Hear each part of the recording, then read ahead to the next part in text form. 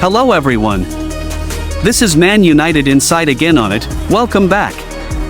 Scott McTominay puts it on a plate for Rasmus Hojlund to score opener versus Copenhagen. Rasmus Hojlund opens the scoring as Manchester United take an early lead against Copenhagen.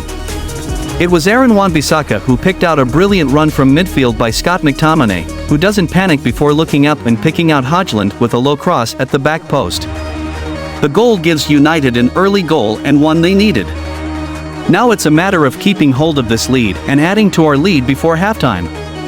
Hojlund's strike will go down as his fourth Champions League goal for United. A sign of things to come tonight? We certainly hope so. United have been clever in their approach thus far by slowing down the tempo of the game. Both Evans and Maguire seem happy to have the ball, with Copenhagen standing off. Confirmed 11, Rashford back to face Copenhagen, Hojlund, Fernandes and Garnacho also start as Ten Hag seeks victory in Denmark. Manchester United return to UEFA Champions League action on Wednesday evening as they travel to Denmark to face FC Copenhagen.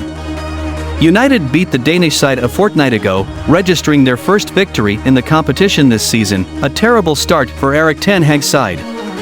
United have not just started terribly in the Champions League this season, they are also out of the Carabao Cup, beaten by Newcastle United, last season's finalists, and have lost 5 of their 11 matches in the Premier League so far this season.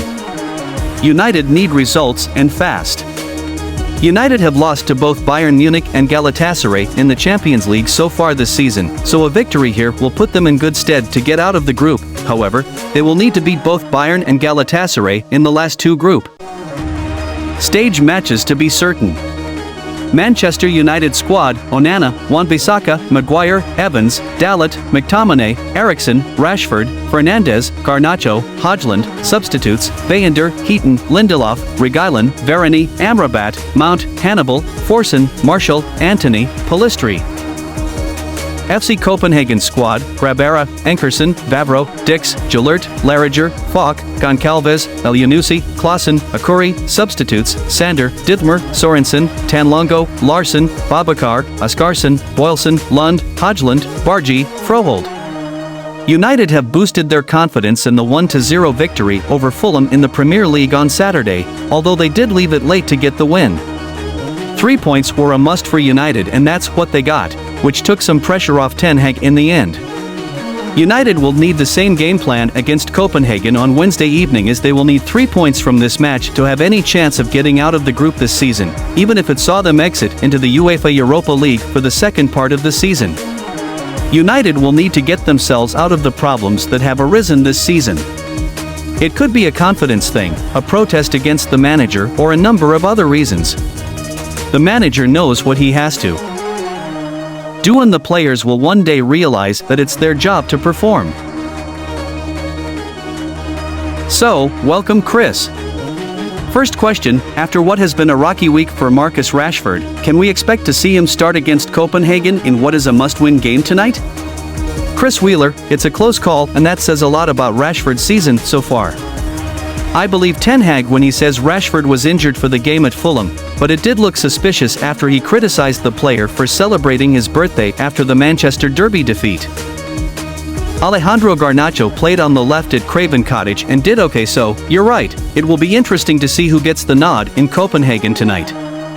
I think it will be Rashford, but I wouldn't be surprised if Garnacho keeps his place either.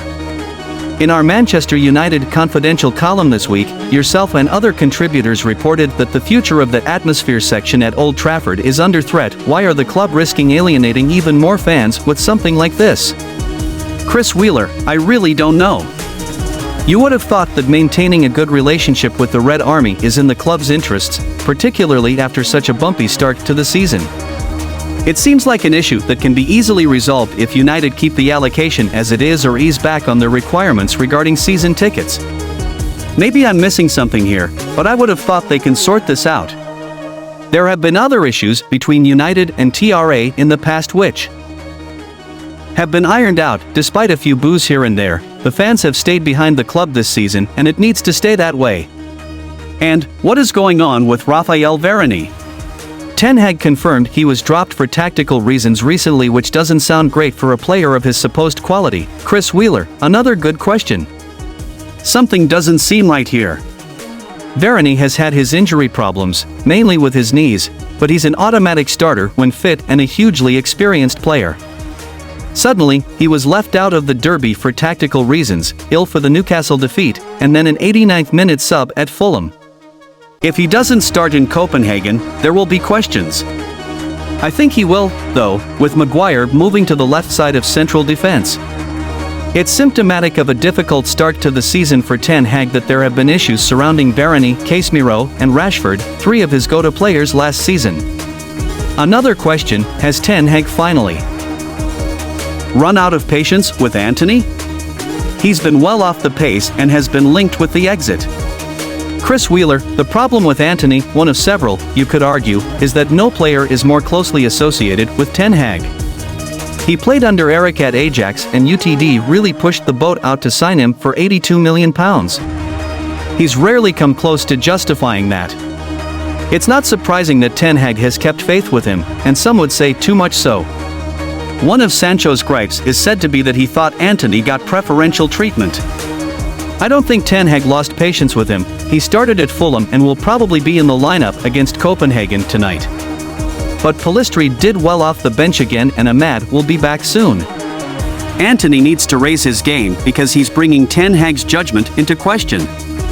I don't think there's any chance of him leaving, as it stands though. As you mentioned previously with Maguire, he and McTominay looked prime candidates to be sold in the summer, but both have forced their way back into Ten Hag's plans. Do they now have a future at United? Chris Wheeler, yes, is the short answer.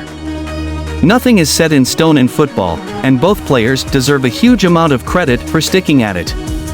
Maguire, in particular, was in a bad place being booed by his own fans for club and country.